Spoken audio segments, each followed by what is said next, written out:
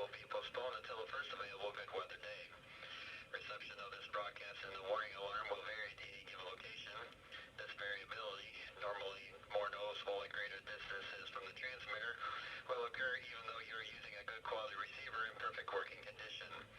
The tone alert will be activated for selected watches and warnings affecting the following counties: Indiana, Porter, LaPorte, St. Joseph, Elkhart, Stark, Marshall, Kosciuszko, Pulaski, and Fulton, and in Michigan, Berrien, Cass, and St. Joseph.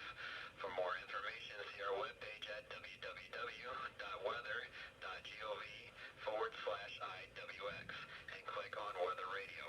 We now return to normal programming.